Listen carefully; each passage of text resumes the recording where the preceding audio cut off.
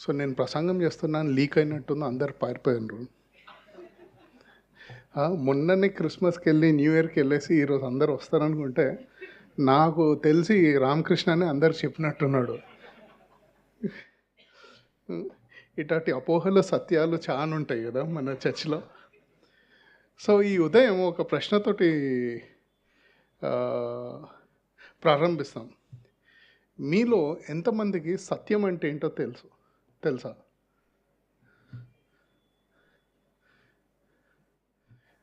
తెలుసు అన్నోళ్ళు చేతులు ఎత్తండి. సరే, తెలీదు అన్నోళ్ళు, అసలు సత్యం ఉందో లేదో అన్నోళ్ళు మిగతా వీళ్ళు ఎవరు చేయత్తలేదు. అయితే యోహాను సువార్త 8వ అధ్యాయం 32 చూద్దాం. మీ బైబిల్ తెరిచి ఉంటే మొత్తానికి ఇదే అధ్యాయంలో ఉన్న వచనాలు చూస్తూ ఉంటాం. యోహాను 8:32. అప్పుడు సత్యము మిమ్మును స్వతంత్రులనుగా చేయునని చెప్పగా. ఈ భాగాన్ని చూస్తే ఇక్కడ యేసు ప్రభు ఎవరితో మాట్లాడుతున్నాడంటే మన యూదులతో మాట్లాడుతున్నాడు. మీరు నిజమైన క్రైస్తవులు అయితే మీకు సత్యం అనేది ఏంటో తెలుస్తుంది. మన ప్రతి ఒక్కళ్ళం ఇక్కడ ఎవరమైనా మనం వచ్చి నేను క్రైస్తవుణ్ణి అంటే ఏదో ఒక సత్యం మనకు తెలియాలి. ఈ సత్యం తెలిసినందువలన మనము క్రైస్తవుల్లాగా ఎంతో సంతోషంగా, ఆనందంగా, స్వేచ్ఛతో, ఏమాత్రం బాధలు లేకుండా హ్యాపీగా ఉండాలి. కానీ ఈ కాలంలో చర్చిలో సంతోషంగా కనపడే క్రైస్తవులు చాలా అరుదు. అంటే ఇప్పుడు చూడండి, ఒక్కరు కూడా నవ్వట్లేదు. ఎందుకంటే క్రైస్తవులు అనుకుంటే మనం అంతా చాలా సీరియస్గా ఉండి దాన్ని ఏమంటారు, కొంచెము పొడుగు ముఖాలు వేసుకొని జిడ్డు ముఖాలు వేసుకుంటే పరిశుద్ధులు అనుకుంటారు. అలా ఏం లేదు. నిజంగా దేవుని యొక్క సత్యం మనకు తెలిస్తే ఎంతో సంతోషంగా, ఎంతో ఆహ్లాదకరంగా ఉండాలి కదా. సో చాలాసార్లు ఎలా ప్రవర్తిస్తామంటే యేసు అనే రక్షకుని వల్ల మనకి ఏదో పెద్ద శంకనాలతోటి మనల్ని బంధించేసిన ఫీలింగ్ వస్తుంది. మామూలుగా ఇంతకుముందు క్రైస్తవుడు కాకముందేమో ఓహో ఆహా ఎంత చక్కగా ఉంది నా జీవితం అనుకుంటారు. ఇప్పుడు దేవుడు ఏమంటాడు, నా సత్యం తెలియటం వల్ల మిమ్మల్ని స్వతంత్రులుగా చేశానంటే మీరు ఇంకా సంతోషంగా ఉండాలి కదా. కానీ ఒక క్రైస్తవుడిని చూస్తే వీడికి ఎన్ని బాధలు ఉన్నాయి, వీడిని తాళ్లతో కట్టేసినరా, చైన్లతో కట్టేసినరా, ఏదో ఇంత పెద్ద సిలువని మోసుకొని వెళ్ళిపోయి ఇక్కడ మొత్తము బొబ్బిళ్ళు వచ్చేసినాయి అనుకుంటారు. కానీ నిజమైన క్రైస్తవుడు ఎంతో సంతోషంగా ఉంటాడు. సో ఈ ఉదయాన్న 4 ప్రశ్నలు అడుగుదాం. అసలు సత్యం అంటే ఏంటి? ముందు మనకి సత్యం దాని డెఫినేషన్ ఏంటో తెలియాలా? మనం సత్యాన్ని ఎలా కనుక్కోగలం? ఇంకోటి, మనకి సత్యం గురించి ఎన్నో అపోహలు, సాధారణ లోపాలు ఏంటో అవి కూడా చూస్తాము. తర్వాత సత్యాన్ని తెలుసుకోవడం ద్వారా మనం ఎలా స్వతంత్రంగా ఉండగలమో పరిశీలిస్తాం. అయితే యోహాను 8:31 ఆంటీ చదువు. లతో మీరు నా వాక్యమందు నిలిచిన వారైతే నిజముగా నాకు శిష్యులై ఉండి సత్యమును గ్రహించెదరు. అప్పుడు సత్యము మిమ్మును స్వతంత్రులుగా చేయనని చెప్పాను.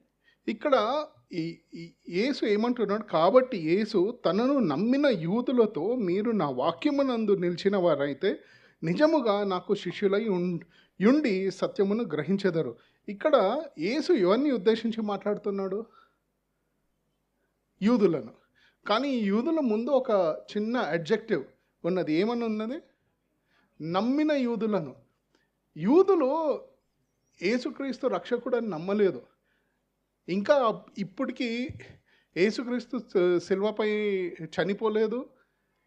అటువంటి సమయంలో ఈ యూదులు యేసుక్రీస్తు గురించి నమ్మాడంటే వీళ్ళని చాలా రాడికల్ జ్యూస్ అని అనుకునేవాళ్ళు. నిజంగా ఆలోచించాలంటే వాళ్ళని ఏమనుకుంటారంటే సమకాలిక సంస్కర్తలు అంటారు, అంటే రాడికల్స్. ఇటువంటి యూదులను చూసి యేసు ఏమంటున్నాడంటే అసలు మీకు సత్యం అంటే ఏంటో తెలుసా అంటాడు. అంటే ఇలా అనగానే ఈ యూదులకు చాలా కోపం వస్తుంది. అదేంటి, ఇక్కడ అసలు ఎవ్వరు నమ్మరు, మేమొక్కళ్ళం నిన్ను విశ్వసించి నీతో పాటు తిరుగుతుంటే యేసు, మీరు మమ్మల్ని చూసి నమ్మిన యూదులను చూసి ఏమంటారంటే మీకు అసలు సత్యం అంటే ఏంటో తెలుసా? ఈ ప్రశ్నకు యూదులు ఏమని సమాధానం ఇస్తారు? ఒక్క నిమిషం.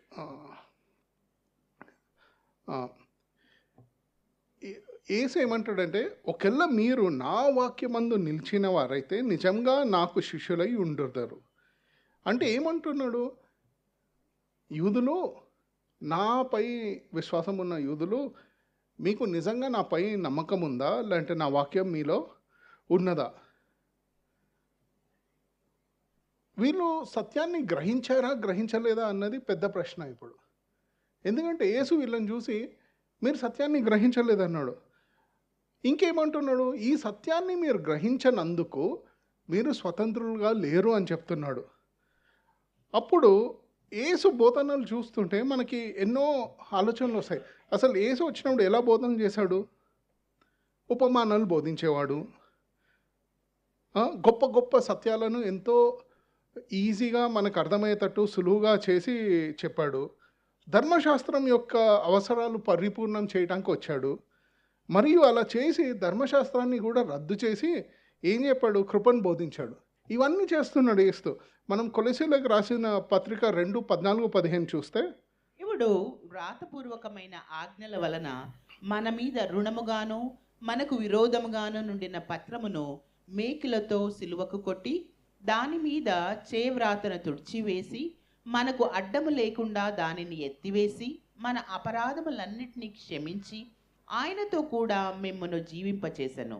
ఆయన ప్రధానులను అధికారులను నిరాయుధులనుగా చేసి సిలువ చేత జయోత్సవంతో వారిని పట్టి తెచ్చి బాహాటంగా వేడుకకు కనపర్చెను. సో ఇక్కడ యేసు ఏం ప్రచురిస్తున్నాడు? పాప క్షమాపణను బోధిస్తున్నాడు అంట. ఇంతవరకు క్షమాపణ గురించి ఎవరు మాట్లాడలేదు. ఊరికే ఏం మాట్లాడేవాళ్ళు అంటే పాప పరిహారం గురించి మాట్లాడేవాళ్ళు. పాత నిబంధన మొత్తం చూస్తే పాప పరిహారము, ఎటువంటి బలులు అర్పించాలో, ఎటువంటి పన్నులు కట్టాలో అవే చెప్పాడు. కానీ మొదటిసారి క్రీస్తు వచ్చి ఏమని మాట్లాడుతున్నాడంటే పాప పరిహారం కాదు, కానీ నేను పాప క్షమాపణ గురించి మాట్లాడబోతున్నాను. ఈ పాప క్షమాపణ గురించి మాట్లాడేటప్పుడు ఈ యూదులకు ఎంతో విచిత్రంగా అనిపించేది. ఎందుకంటే గత 2000 సంవత్సరాలు అంటే యేసుక్రీస్తు రాకముందు నుంచి వాళ్ళు ఇజ్రాయెల్ జనాంగము ఎడారి నుంచి, ఐగుప్తు నుంచి ఇజ్రాయెల్కి వచ్చినప్పటి నుంచి ధర్మశాస్త్రాన్ని పట్టుకొని ధర్మశాస్త్రం ప్రకారం వీళ్ళు జీవించేవాళ్ళు. ధర్మశాస్త్రం ఏం చెప్పేది? ఇది తప్పు, ఇది తప్పు, ఇది తప్పు, ఈ తప్పులన్నిటికీ ఇలా పరిహారం చెల్లించాలి, ఇలా పన్ను కట్టాలి, ఇటువంటి బలి అర్పించాలి అని చెప్తే, ఇక్కడ యేసు వచ్చి ఏమి అంటున్నాడంటే ఇవన్నీ కాదు, కానీ నేను కృపను బోధిస్తున్నా అన్నాడు.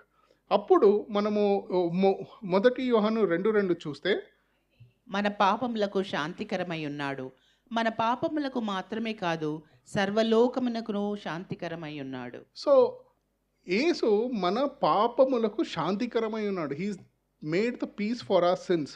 అతను పాపుల కోసం వచ్చాడు. మనం ఏమన్నా ఆలోచిస్తామంటే పుణ్యుల కోసం వచ్చాడు అనుకుంటాం. యూదులు కూడా ఏమనుకున్నారంటే యేసు ఎప్పుడైతే వస్తాడో మా గురించి వస్తాడు. వీళ్ళు ఏమనుకున్నారు? మేము ఒక్కళ్ళమే యూదులము, ఈ ధర్మశాస్త్రాన్ని పాటిస్తున్నాం కాబట్టి మీరందరం పుణ్యం చేసుకొని పుట్టిన వాళ్ళం అనుకున్నారు. కానీ యేసు వచ్చి ఏమంటాడంటే నేను మీ గురించి రాలేదు, కానీ పాపుల గురించి వచ్చాను అనుకుంటాడు. అతను ధర్మశాస్త్రం పాటించటం కంటే సంకల్పానికి ఎక్కువ విలువ ఇచ్చాడు. అంటే ధర్మశాస్త్రం తూచా తప్పకుండా పాటించినా అసలు నీ మనసులో ఉన్న సంకల్పం ఏంటి, నీ బుద్ధిలో ఉన్న ఆలోచన ఏంటి, అది ముఖ్యమని చెప్పాడు. ఎలా చెప్పాడు? మొదటి యోహాను 2:9 చూస్తే, వెలుగులో ఉన్నానని చెప్పుకొనుచు తన సహోదరుని ద్వేషించువాడు ఇప్పటి వరకును చీకటిలోనే ఉన్నాడు. ఏమన్నాడంటే వెలుగులో ఉన్నానని చెప్పుకొని తన సహోదరుణ్ణి ద్వేషించువాడు ఇప్పటి వరకు చీకటిలోనే ఉన్నాడు అంట. అంటే చాలాసార్లు ఈ ధర్మశాస్త్రాన్ని పాటించేటప్పుడు ఈ యూదులందరూ ఏమనుకున్నారంటే ఆహా ఇంకా మాకంటే మంచోళ్ళు ఎవరు లేరు, అన్నీ పాటిస్తున్నాం చూడండి. కాకుంటే సహోదరులను ద్వేషిస్తున్నారంటే మీరు అసలు వెలుగులోనే లేరు, చీకట్లోనే ఉన్నారు ఇంకానా. ఇవన్నీ చూసి ఇక్కడ యేసు ఏమంటున్నాడంటే ఈ నమ్మే యూదులతోటి మీరు స్వేచ్ఛ కలిగి లేరు అంటున్నాడు. ఇక్కడ యూదులు ఏమనుకుంటే అరే మాకు ఈ ధర్మశాస్త్రం తెలుసు కదా, మాకు ఈ సత్యం అంతా తెలుసు కదా, కానీ వీళ్ళని చూసి ఏమంటున్నాడంటే మీకు అసలు స్వేచ్ఛ లేదు. దీనికి మన యూదులకి వారి రియాక్షన్ ప్రక్రియ చాలా ఇంట్రెస్టింగ్ ప్రక్రియ. యోహాను 8:33 చూస్తే, వారు మేము అబ్రహాం సంతానము, మేము ఎన్నడూను ఎవనికిని దాసులమై ఉండలేదే, మీరు స్వతంత్రులుగా చేయబడుదురని ఏల చెప్పుచున్నావని ఆయనతో అనిరి. ఇక్కడ యేసు ఏమంటున్నాడు? మీకు సత్యం ఎరుగదు, అందుకు మీరు స్వతంత్రులు కాదు అంటే యూదులు ఏమనాలా? మామూలుగా మీకే వచ్చి అరే నీకు సత్యం తెలియదురా అంటే ఏమంటారు? లేదు నాకు తెలుసు, చదువుకున్నాను. కానీ ఇక్కడ వీళ్ళు ఏమంటున్నారు? ఏ మా సంతతి ఎవరు తెలుసా? మేము అబ్రహాము సంతానము. చాలా ఇంట్రెస్టింగ్ రియాక్షన్ కదా. ఇప్పుడు వచ్చి నీకు తెలుసా దీని సంగతి అంటే, మా ఏ తెలుసా ఎవరో. ఇదే అనేది, మా ముత్తాత ఎవరో తెలుసా, నేను అబ్రహాం సంతానము అంటున్నాడు. అంటే ఇక్కడ వీళ్ళు దేవుడు అడిగే ప్రశ్నకు సమాధానం ఇవ్వకుండా ఆ చర్చను పక్కదారి పట్టించి అసలు మేము అబ్రహాం సంతానము అంటే ఏమని అంటున్నాడు అంటే, యెహోవా దేవుడు, అబ్రహాం దేవుడు, ఐజాక్ దేవుడు, యాకోబ్ దేవుడు, మేము ఆ యెహోవా దేవుడికి చెందిన వాళ్ళం. అసలు నువ్వెవరు వచ్చిన మమ్మల్ని చెప్పటానికి మాకు సత్యం తెలియదని, ఇంకా మేము దాన్ని ఏమైనా స్వేచ్ఛలో లేమని, మేము దాసులమై ఉన్నాము, ఏదో స్లేవ్స్ లాగా ఉన్నామని. చాలా ఆసక్తికరమైన స్పందన కదా. యేసు అడుగుతున్నారు, మీకు సత్యం తెలుసా? మీరు సత్యం తెలుసుకుంటే అసలు మీకు సత్యం మీకు మంచి స్వేచ్ఛనిచ్చేది. వారి ప్రతిస్పందన ఎలా ఉందంటే, మా వంశాకృతి తెలుసా, మా సంతతి తెలుసా నీకోండి. మనము విశ్వాసుల్లాగా ఛాన్సార్లు దేవుని రక్షణ పొందిన తర్వాత కూడా బహుశా దేవుని గురించి ఈ యూదుల వల్లే రాడికల్గా ఎంతో ఆలోచించి కొన్నిసార్లు దిగ్గజంగా అలానే నిలబట్టి ఇది చేస్తాం అది చేస్తామని, తర్వాత ఎవరైనా వచ్చి ఒక చిన్న ప్రశ్న అడుగుతారు, అసలు దేవుని యొక్క వాక్యం యొక్క గోప్యం మీకు అర్థమయ్యి ఈ రహస్యం మీకు తెలుసా, ఈ సత్యం మీకు అర్థమైందా, దీన్ని బట్టి మీరు సరిగ్గా ఉన్నారా అంటే మనం కూడా ఇదే అంటాం. ఏమంటాం? అసలు నా స్పిరిచువల్ హెరిటేజ్ తెలుసా, మా ముత్తాత ఫస్ట్ బిషప్ ఆఫ్ నెల్లూరు, మా తాత పాస్టర్, నేను కూడా పాస్టర్ అయ్యేవాడిని కానీ ఏదో వేరే వాళ్ళు బతికేస్తున్నారని కానివ్వండి అని చెప్పేసాను అనుకుంటారు. లేకుంటే మా చర్చ్ తెలుసా, మా ఒక్క చర్చ్లోనే దేవుడిని ఆరాధిస్తాము, సరైన దేవుని వాక్యం మా ఒక్క చర్చ్లోనే సరిగ్గా ప్రకటిస్తారు, మిగతా వాళ్ళందరూ ఏదో ఉన్నారులే అలా అని. అంటే మా పాస్టర్ తెలుసా. ఈ ప్రశ్న అడగటానికి ఎంత ధైర్యం అని ఛాన్సార్లు కోపం వస్తుంది మనకి. ఎవరైనా వచ్చి అసలు నీకు నిజంగా దేవుని వాక్యం అర్థమైందా అంటే కోపం వచ్చి అసలు నా సంతతి ఏంటో తెలుసా అంట. ఎంత దురదృష్టమైన పరిస్థితి కదా. ఒక సాధారణమైన ప్రశ్నకి మనం సమాధానం ఇవ్వలేకపోతున్నాం. సత్యం మిమ్మల్ని స్వేచ్ఛ ఇచ్చిందా అంటే, మీకు నిజంగా దేవుని యొక్క వాక్యం ఉంటే ఎంతో స్వేచ్ఛగా, ఎంతో ఉల్లాసంగా, ఏ మాత్రం బంధాలు లేకుండా ఉండాలి. కానీ మన జీవితాలు చూస్తే మాత్రం చాలామందికి డౌట్ వస్తుంది, అరే నీకు ఇంత బాధలు ఏంట్రా. ఎందుకంటే ఒక మనిషికి ముఖ్యంగా సమాధానాలు దొరకాల్సిన 2-3 ప్రశ్నలు ఉంటాయి. నువ్వు ఎవరు? ఒక క్రైస్తవుడే చెప్పగలుగుతాడు, నేను దేవుని యొక్క బిడ్డ అని. ఎక్కడికి వెళ్తున్నావు అంటే ఒక క్రైస్తవుడే నేను పరలోకానికి వెళ్తున్నా అంటాడు. చనిపోతే ఏమైద్ది అంటే నాకేం కాదు, ఒకరోజు రక్షణ దినాన్న లేచి నాకు ఏమైనా చేసుంటే కిరీటాలు ఇంకా పరలోకానికి వెళ్తా. ఒక్క క్రైస్తవుడు మాత్రమే ఇంత కాన్ఫిడెన్స్తో ఈ ఆన్సర్లు ఇవ్వగలుగుతాడు. అంటే వీటి గురించి మనకు బాధలు లేవు, అప్పుడు ఎంత సంతోషంగా ఉండాలి. కానీ మనం చూస్తే అయ్యో రేపు వెళ్ళిపోతే ఏమైద్దో, నేను చనిపోతే నా ఆస్తులు ఏమైపోతాయో, నేను లేకుంటే ఈ చర్చ్ ఏమైపోతుందో, నేను ప్రకటించకుంటే ఇంకేమైపోద్దో, ఇలా జీవించి ఎన్నో సంకనాలు వేసుకుంటాం. మనం నేర్చుకోవాల్సిన మొదటి లెసన్ ఏంటంటే, మనం చాలాసార్లు మన విశ్వాస సంతతి గురించి గర్వపడుతూ ఉంటాం. చిన్ని ప్రశ్నలు అడిగినప్పుడు కూడా దానికి సమాధానం ఇవ్వలేక అసలు నా సంతతి ఏంటి అని అడుగుతాం. ఇంకా ముందుకు చూద్దాం. యోహాను 8:35 చూద్దాం. పాపము చేయి ప్రతివాడును పాపమునకు దాసుడని మీతో నిశ్చయముగా చెప్పుచున్నాను. సో ఇక్కడ ఏమంటున్నానంటే దాసులు పాపం చేయు ప్రతివాడు 8:35 అంటే 8:34 కరెక్ట్. అందుకు యేసు పాపము చేయు ప్రతివాడు పాపమునకు దాసుడని మీతో నిత్యంగా చెప్తున్నాడు. అంటే ఇప్పుడు యేసు ఏమంటున్నాడు, అరే అబ్రహాం సంతతి అసలు మీరు దాసులు, అది కూడా ఏంటి, మీరు పాపం చేసేవాళ్ళు కాబట్టి మీరు ఎవరికి దాసులు అంటే పాపానికి దాసులు. ఇది భలే ఉంది కదా ఈ కాన్వర్జేషన్. యేసుక్రీస్తు వచ్చి మీకు సత్యం తెలుసా అంటే అబ్రహాం తెలుసా అన్నాడంట. సర్లే అసలు మీరు పాపులు రా అంటే ఇప్పుడు ఏమంటారో చూద్దాం. ఏమంటారు? 37 చదవండి. 37 మీరు అబ్రహాము సంతానమని నాకు తెలియను, అయినను మీలో నా వాక్యమునకు చోటు లేదు గనుక నన్ను చంప వెతుకుచున్నారు. నేను నా తండ్రి యొద్ద చూసిన సంగతులే బోధించుచున్నాను. ఆ ప్రకారమే మీరు మీ తండ్రి యొద్ద వినిన వాటిని జరిగించుచున్నారని వారితో చెప్పాను.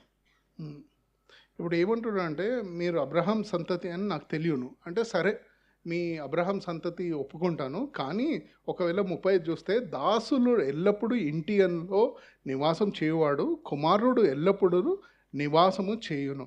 అంటే ఇక్కడ యేసు ఏమంటున్నాడంటే అసలు మీరు అబ్రహాం సంతతి అయినా మీలో నా వాక్యానికి ఏమాత్రం చోటు లేదు కనుక మీరు నన్ను ఏం చేయాలని చూస్తున్నారంటే నన్ను చంపాలని ఆలోచిస్తున్నారంట.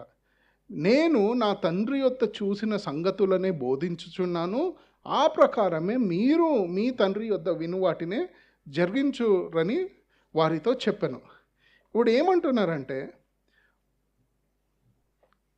అసలు మీలో వాక్యం లేదు అని యేసుక్రీస్తు అంటున్నాడు. ఆ వాక్యం లేకపోవడం వల్ల ఏం చేస్తున్నారు? ఈ వచనం ప్రకారం ఏం చేస్తున్నారు? యేసుక్రీస్తుని ఎలా అలా చంపాలని చూస్తున్నారంట. ఇప్పుడు దాన్ని మన మోడర్న్ చర్చ్లోకి తీసుకొస్తాం, దాన్ని మన జీవితంలోకి తీసుకొస్తాం. ఒకవేళ దేవుని వాక్యం మీ హృదయంలో నిజంగా లేకుంటే ఏం చేస్తారు? ఇదే చేస్తాం. దేవుణ్ణి మన జీవితంలో నుంచి తీసేస్తాం, నన్ను చంపాలని ప్రయత్నిస్తాం. కానీ ఆలోచించండి, ఇది ఎవరితో మాట్లాడుతున్నాడు? విశ్వసించే యూదులతో మాట్లాడుతున్నాడు.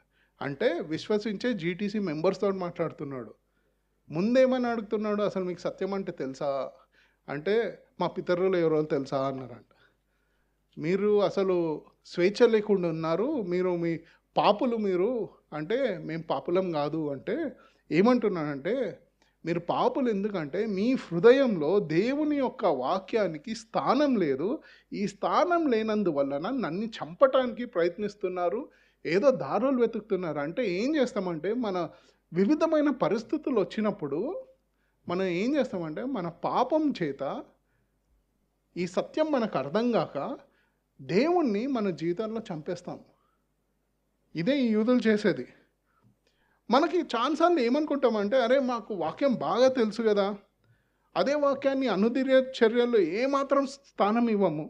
అప్పుడు ఏమవుతుందంటే వీళ్ళు చూసి ఇంకా ఈ యూదులకి భలే కోపం వస్తుంది. అరే ఇదేంటి ఇప్పుడు 8:39 చదవండి ఆంటీ. అందుకు వారు ఆయనతో మా తండ్రి అబ్రహాం అనిరి. అందుకు వారు ఏమన్నారంటే మా తండ్రి అబ్రహాం. ఇంతకుముందు ఏమన్నారు? మేము అబ్రహాం సంతతికి చెందిన వాళ్ళం. ఇప్పుడు ఏమంటారు? సంతతి ఇంతతి కాదు, అసలు అబ్రహామే మా తండ్రి. అంటే చాలా దగ్గర సంబంధం. అంటే వీళ్ళు ఏమంటున్నారంటే ఏజో నువ్వు ఇట్లా అంటావు పాపినని, మాకు వాక్యం లేదని. అసలు అబ్రహామే మా తండ్రి, చాలా దగ్గర సంబంధం. అయితే 8:39 చదవండి. మీరు అబ్రహాము పిల్లలైతే అబ్రహాము చేసిన క్రియలు చేతురు, దేవుని వలన వినిన సత్యం మీతో చెప్పిన వాడైన నన్ను మీరిప్పుడు చంప వెతుకుచున్నారే. అబ్రహాము అట్లు చేయలేదు, మీరు మీ తండ్రి క్రియలే చేయుచున్నారని వారితో చెప్పాను. అందుకు వారు మేము వ్యభిచారం వలన పుట్టిన వారము కాము, దేవుడొక్కడే మాకు తండ్రి అని చెప్పాను. ఇప్పుడు మీరు అబ్రహాం పిల్లలైతే అబ్రహాము చేసిన క్రియలు చేతురు. అబ్రహాం ఏం క్రియలు చేశాడు? హెబ్రీయులు చూస్తే 11:8-10 దాకా చదవాల్సిన అవసరం లేదు. అబ్రహాం ఏం చేశాడంటే, దేవుడు అబ్రహాంని పిలిచినప్పుడు విశ్వాసమును బట్టి ఆ పిలుపుతో లోబడి తాను స్వస్థముగా పొందనైన ప్రదేశంను బయలుదేరి వెళ్ళాను. అంటే తెలియని ప్రదేశానికి ఏ ప్రశ్నలు అడగకుండా వెళ్ళిపోయాడు అబ్రహాం. ఎక్కడికి వెళ్ళాలో ఎలా వెళ్ళాలో తెలీదు, ఆ దేశం ఎలా ఉంటుందో తెలీదు. కానీ ఆ దేశానికి శిల్పియు నిర్మాణకుడైన యెహోవా పునాదులు గల ఆ పట్టణం కొరకు అబ్రహాము ఎదురు చూచుచుండెను. ఇది అబ్రహాం అంటే. ఇప్పుడు వెళ్ళి యూదులు ఏమని ఆలోచించాలంటే, అరే అబ్రహాం మా తండ్రి అంటే మీ తండ్రి ఏం చేశాడు? దేవుడు ఒక్క మాట అన్నాడు, అబ్రహాము వచ్చేసాయి అంటే అన్నీ వదిలేసుకొని ఊరు నుంచి బయలుదేరి కానాన్ దేశం వైపు బయలుదేరాడట. అంటే ఇప్పుడు నేను అబ్రహాం మా తండ్రి అంటే నేను కూడా అలానే ఉండాలి. దేవుడు ఏదో ఓ మాట పిలిచి ఇది వదిలేసేయి అంటే వదిలేసి వెంటనే వచ్చేయాలా? చేస్తామా? కష్టం కదా. చాలాసార్లు మనం ఆధ్యాత్మిక వారసత్వాన్ని లేక పితరుల దగ్గర నుంచి సంబంధాలు ఉన్నాయని గొప్పగా చెప్పుకుంటాం. చెప్పినప్పుడు ఏమైందంటే, మీ పితరులు ఎలా చేశారో మీరు కూడా అలానే జీవించి అలానే బతకాలన్నది కండిషన్ అయింది. ఒక్క మాటతోటి దేవుడు పిలిస్తే అన్నీ వదిలేసి వెళ్ళటానికి సిద్ధంగా ఉంటారా? చాలా కష్టం కదా. అబ్రహాం గురించి ఆలోచించండి. ఏ మాత్రం తెలియని ఊరికి ఉన్నవి అన్నీ వదిలేసుకొని వెళ్ళిపోయాడు. ఇది సులువ? లేకుంటే యేసు ప్రభువుని చూసుకుంటా యేసుని వెంబడించటం సులువ? అట్లీస్ట్ తెలుసు కదా, అరే ఇక్కడ యేసు ప్రభు ఉన్నాడు, బైబిల్ ప్రకారం ఇది చెప్తున్నాడు, దీని ప్రకారం ఇలా వెళ్ళొచ్చు, ముందుకెళ్ళు వెనక్కెళ్ళు, ఇది చెయ్యి ఇది చెయ్యొద్దని. కానీ మనకి చాలాసార్లు అసలు యేసు ప్రభువుని వెంబడించడం చాలా కష్టమైంది. ఎందుకంటే ఇవే మన బాధలు. అబ్రహాం మా తండ్రి, మా సంతతి ఇది. యేసు ప్రభు మన జీవితంలో ఉండాలి, కానీ యేసు ప్రభువుకి మన జీవితం పైన అధికారము ఇవ్వం. మనకి దేవుని గురించి వాక్యం గురించి చాలా విషయాలు తెలుసు, కానీ ఆ వాక్యానికి మన జీవితంలో మన మనసులో హృదయంలో స్థానం మాత్రం ఇవ్వం. అప్పుడు ఎవరైనా వచ్చి ప్రశ్న అడిగితే ఏమంటారంటే, మా సంతతి ఇది, అబ్రహాం మా దేవుడు, అబ్రహాం మా తండ్రి అంటారు.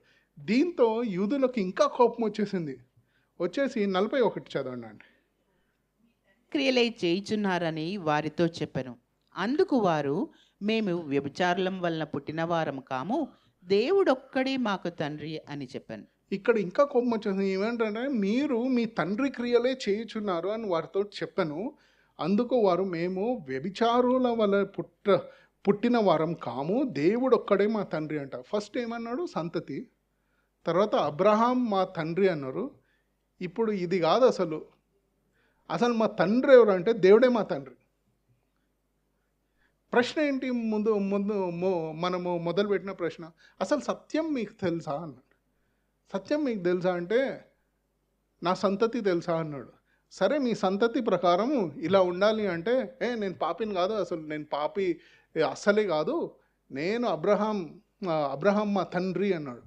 లేదు, మీ తండ్రి అబ్రహాం అయితే అబ్రహాం చేసినట్టు ఇలా ఉండాలి కదా అంటే, అసలు అబ్రహాం విగ్రహం ఏం లేదు, దేవుడే మా తండ్రి అన్న. మనం కూడా ఇట్లానే మాట్లాడతాం కదా. చాలాసార్లు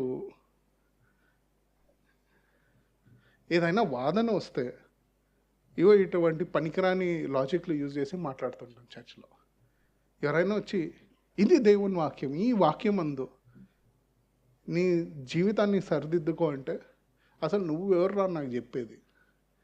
నాకు తెలిసినంత వాక్యం నీకు తెలుసా? నా ఆధ్యాత్మిక సంతతి తెలుసా? మా తండ్రి ఎవరో తెలుసా? అదంతా వదిలేసాయి. అసలు నాకు దేవుడికి డైరెక్ట్ కనెక్షన్ ఉంది. 1-800 గాడ్. మీకు ఎవ్వరికీ లేదు.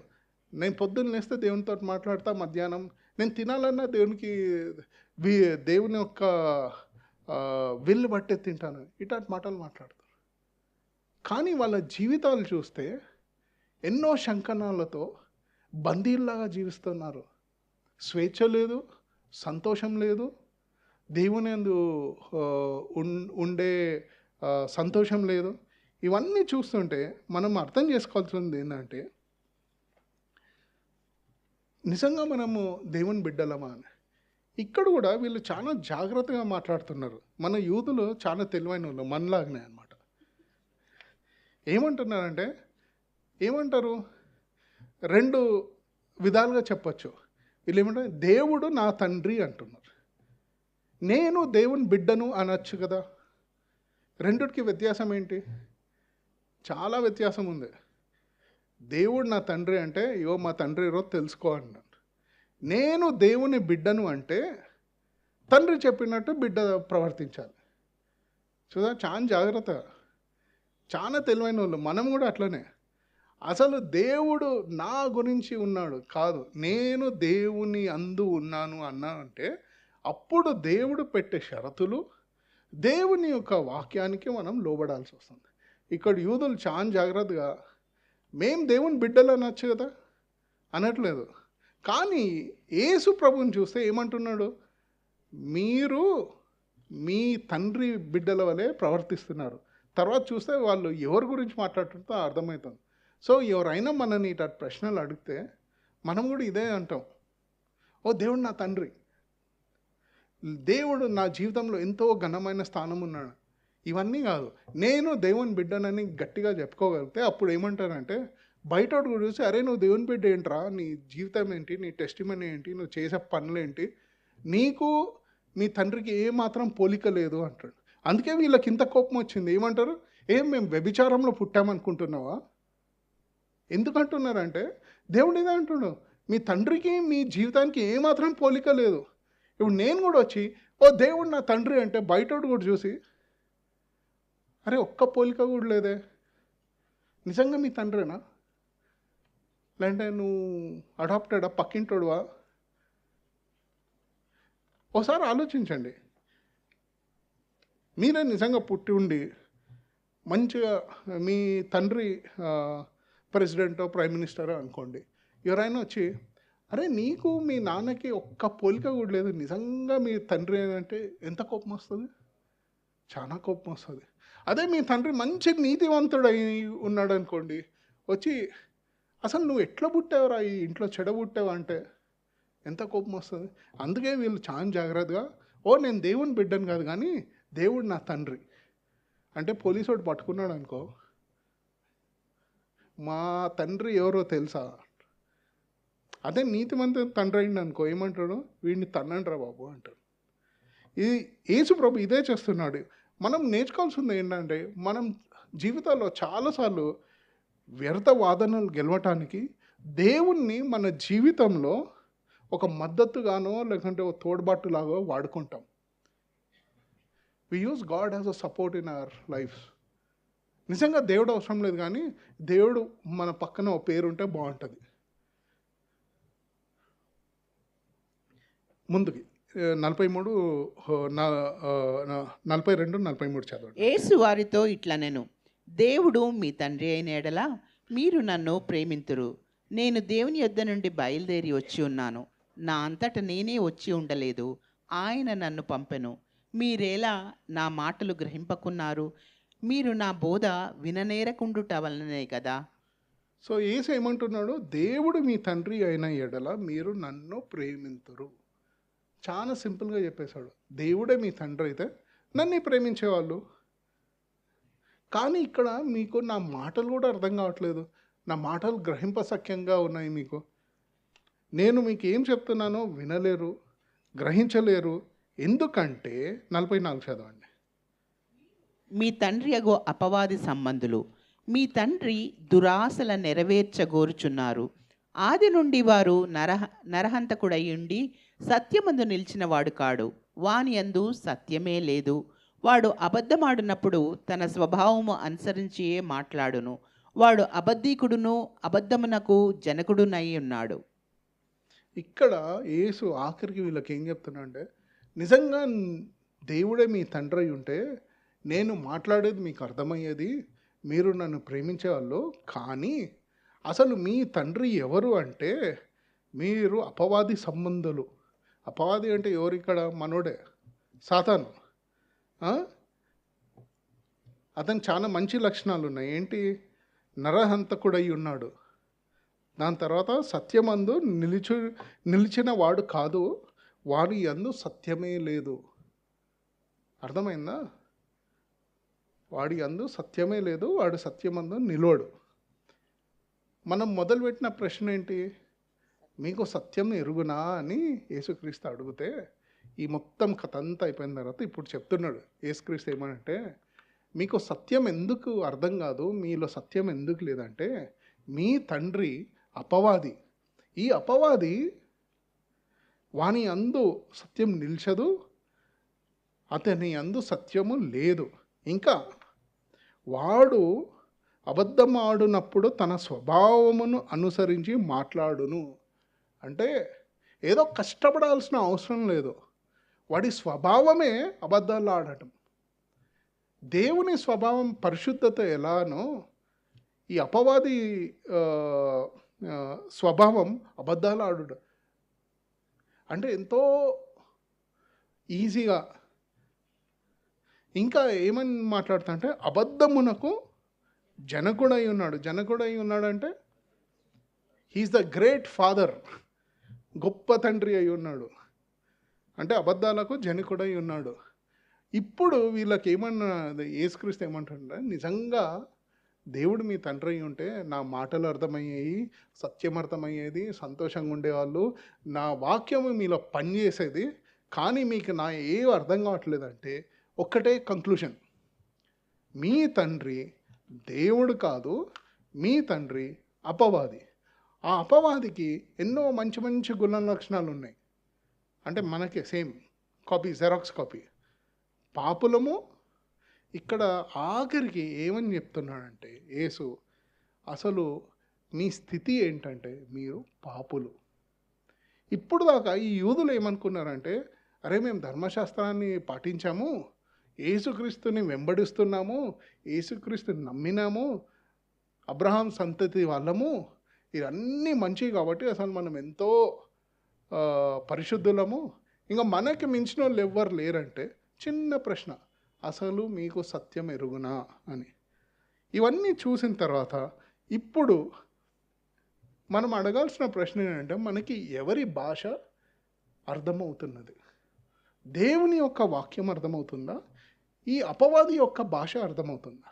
ఏ భాష మనకు సులువుగా అర్థమవుతుందో, ఏ భాషను మనం సులువుగా అర్థం చేసుకుంటామో, ఏ భాషను మనము అనుసరిస్తామో అతను మన తండ్రి. ఇప్పుడు మనం అడగాల్సిన ప్రశ్న ఏంటంటే, మీకు ఎవరి భాష సులువుగా అర్థమవుతున్నది? పక్కన నుండి చూసి అడగండి.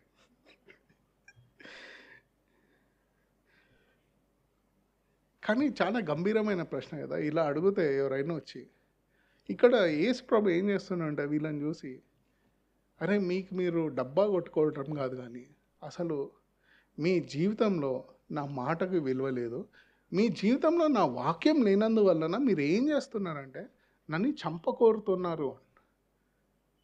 మనం కూడా ఇదే చేస్తాం, కాకుండా మనం చాలా బ్యూటిఫుల్గా చేస్తాం. సాతాను కూడా ఇలానే చేస్తాడు. ఏం చేస్తాడంటే, ఏదైనా ప్రశ్న వస్తే ఒక మంచి వాక్యాన్ని చెప్తాడు. ఏమని చెప్తాడు? నిజంగా నువ్వు దేవుని కుమారుడు అయితే ఈ రాళ్ళని రొట్టెలుగా మార్చొచ్చు కదా. ఎందుకు? నేను అనట్లేదు, బైబిల్ అంటుంది. అతనికి అర్థమైంది అసలు సత్యం. ఒకవేళ దేవుని యొక్క సత్యం నిజంగా అర్థమై ఉంటే సాతానికి ఏమనేవాడు? రొట్టె పట్టు కాదు కానీ దేవుని యొక్క మాట బట్టి మీరు జీవించుద్దరు అన్నాడు. అంటే ఇది అర్థమైన వాడికి అర్థం కాని వాడికి ఉన్న వ్యత్యాసం.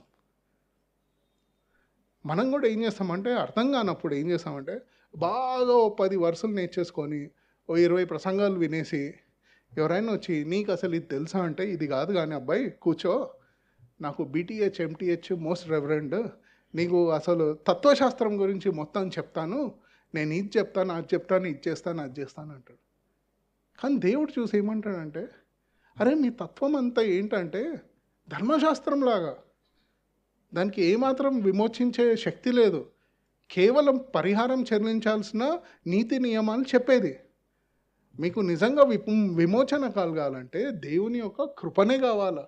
దేవుని యొక్క కృప కావాలంటే మీరు దేవుని యొక్క బిడ్డలై ఉండాలా. మీరు దేవుని యొక్క బిడ్డలై ఉండాలంటే దేవుని యొక్క వాక్యం మీ జీవితంలో పనిచేయాలా. దేవుని యొక్క వాక్యం మీ జీవితంలో పనిచేయాలంటే అసలు దేవుని వాక్యం, దాంట్లో ఉన్న సత్యం, దాంట్లో ఉన్న నీతి మీకు ముందు అర్థం కావాలి. అది మీకు ముందు అర్థం కావాలంటే మీరు దేవుని బిడ్డలై ఉండాలి. అర్థమైందా ఇప్పుడు?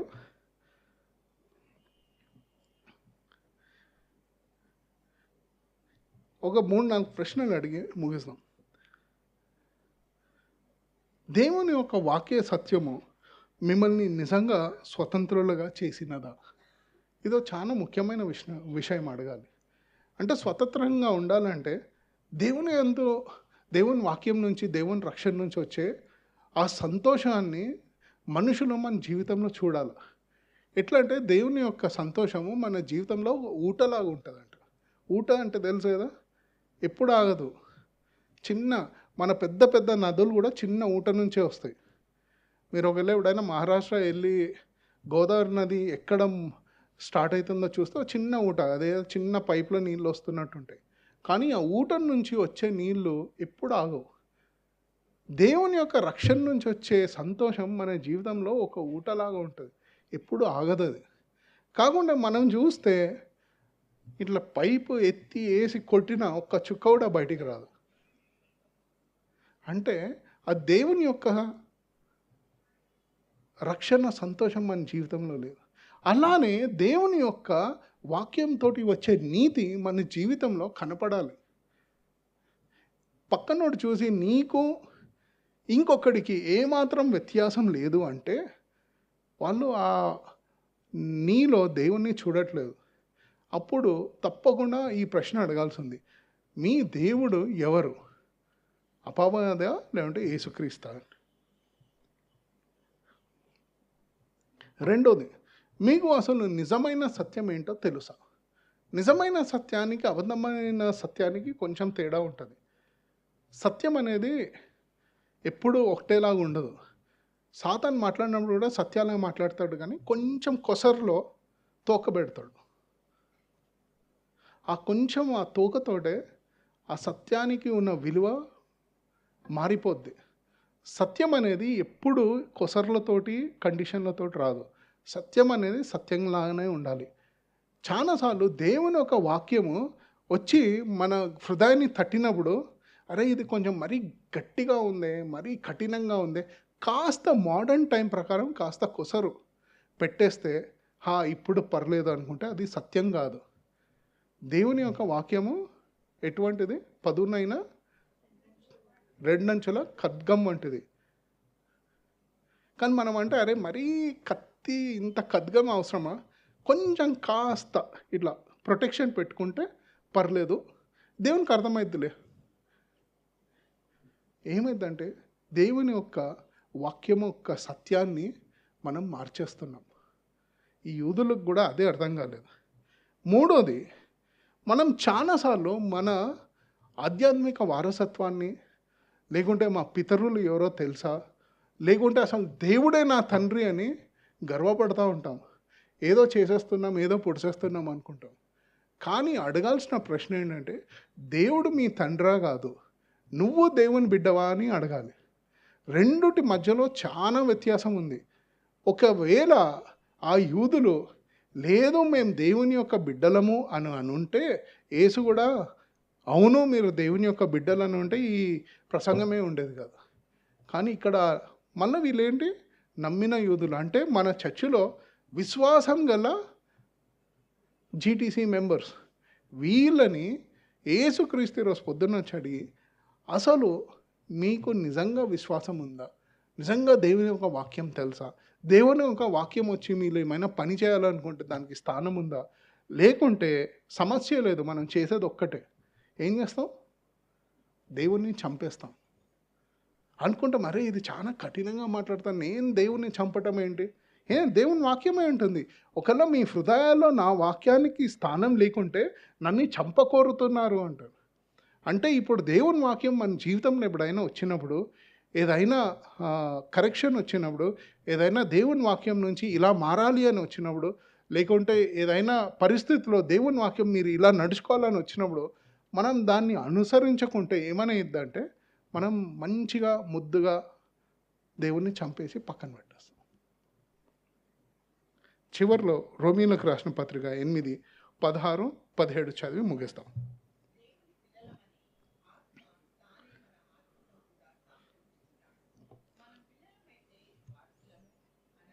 దేవుని వారసులము, క్రీస్తుతో కూడా మహిమ పొందుటకు ఆయనతో శ్రమపడిన ఎడల క్రీస్తుతోడి వారసులము అని మళ్ళా చదవండి. మనము దేవుని పిల్లలమని ఆత్మ తానే మన ఆత్మతో కూడా సాక్ష్యమిచ్చుచున్నాడు. సో మనం దేవుని పిల్లలమని ఎవరు సాక్ష్యం ఇస్తారు? ఆత్మ తానే. అంటే మన ఆత్మ దేవుని యొక్క ఆత్మతో కలిసి చెప్తుందంట. ఏమని చెప్తుంది? వీడు దేవుని యొక్క బిడ్డనా కాదా అని. ఇది చాలా ముఖ్యమైన విషయం. చాలాసార్లు ఏమనుకుంటామంటే మనం నేను దేవుని బిడ్డ దేవుని.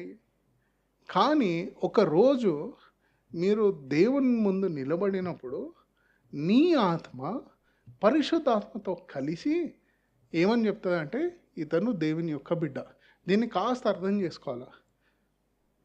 మనం అందరము రోజు వైట్ థ్రోన్ ఆఫ్ జడ్జ్మెంట్, అంటే దేవుని యొక్క మహిమ సింహాసనం కదా, వైట్ థ్రోన్ ఆఫ్ జడ్జ్మెంట్, ధవల వర్ణ సింహాసనం, దాని ముందు నిలబడతాం. జడ్జ్ దేవుడు, తండ్రి దేవుడు అక్కడ ఉన్నాడు, న్యాయమూర్తిలాగా ఉన్నాడు. మనం ఇక్కడ ఉన్నాము. అపవాది వస్తాడు, వచ్చేయమంటాడంటే వీరేష్ నా ప్రియమైన కొడుకు ఎవరంటున్నాడు? సాతాను అంటున్నాడు. వీరేష్ ఇటు అటు చూస్తున్నాడు, అరే ఇక్కడేమో పరలోకం ఉంది, ఇక్కడేమో నరకం ఉంది, ఇక్కడ మన తండ్రి అయిన దేవుడు చూసి అడుగుతున్నా, ఏంటి వీరేష్ ఏమంటావు అంటే, లేదు నేను మీ కొడుకుని, అస్సలు సమస్య లేదు, నేను చిన్నప్పటి నుంచి మిమ్మల్ని నమ్మాను అంటాడు. దానికి సాక్ష్యం ఏంటి అని అడుగుతాడు. ఎందుకంటే ఒక న్యాయవాది ఏమని అడుగుతాడు? సాక్ష్యం గురించి అడుగుతాడు. మన లేవికాండం ప్రకారం ఎన్ని సాక్ష్యాలు కావాలా? మినిమం 2 సాక్ష్యాలు కావాలా. నేను నా సాక్ష్యం చెప్పుకుంటాను, తప్పో ఒప్పో నేను మాత్రం చెప్తాను, నేను మాత్రం దేవుని బిడ్డనే. అక్కడ నరకం చూసి ఎవ్వడు నేను దేవుని బిడ్డ అని, అందరూ 100% నేను దేవుని బిడ్డనే అంటారు. కానీ రెండో సాక్షి ఎవరంటే ఇదే వచనం. పరిశుద్ధాత్మ నీ ఆత్మతో కలిసి ఏమని చెప్తాడంటే ఇతను దేవుని బిడ్డ. అర్థమైందా? అంటే మనం నేను దేవుని బిడ్డ అని సంకలు కొట్టుకోడు కాదు. పరిశుద్ధాత్మ మనం చూసి ఇతను దేవుని బిడ్డ అంటే అప్పుడు మీరు రక్షింపబడతారు. సో రోమీలు 8, 16, 17 గుర్తుపెట్టుకోండి. మన ఆత్మ దేవుని యొక్క ఆత్మతో కలిపి ఇతను దేవుని బిడ్డ అని సాక్ష్యం చెప్తాడు. ఇది సాక్ష్యం. చాలాసార్లు మనం సాక్ష్యం అంటే ఏమనుకుంటామంటే, నేను ఈ పని చేశాను నాకు మంచి సాక్ష్యం ఉంది, నేను ఆ పని చేశాను నాకు మంచి సాక్ష్యం ఉంది, మా తండ్రి అబ్రహాము కాబట్టి నాకు మంచి సాక్ష్యం ఉంది, నా తండ్రి దేవుడు మంచి సాక్ష్యం ఉంది, అసలు నా సంతతి మొత్తము ఈ ఆంధ్రప్రదేశ్ రాష్ట్రం మొత్తంలో నాకు అంత మంచి ఆధ్యాత్మిక సంతతి లేదనుకుంటాం. కానీ దేవుని యొక్క పరిశుద్ధాత్మ చూసి అసలు వీడు ఎవడో నాకు తెలీదు అన్నది అనుకో, అయిపోయా. మనం ఇంతసేపు కొట్టుకున్న డప్పు మొత్తం ఊషకాకి. అందుకే ఈ ప్రశ్నతో ముగిస్తాను. మీకు దేవుని యొక్క వాక్యము యొక్క సత్యము నిజంగా తెలుసును. ఒకవేళ మీకు నిజంగా దేవుని యొక్క వాక్యము యొక్క సత్యము అర్థమై ఉంటే అది మిమ్మల్ని ఏం చేస్తుంది? స్వతంత్రులాగా చేస్తుంది. The truth will set you free. Uncle.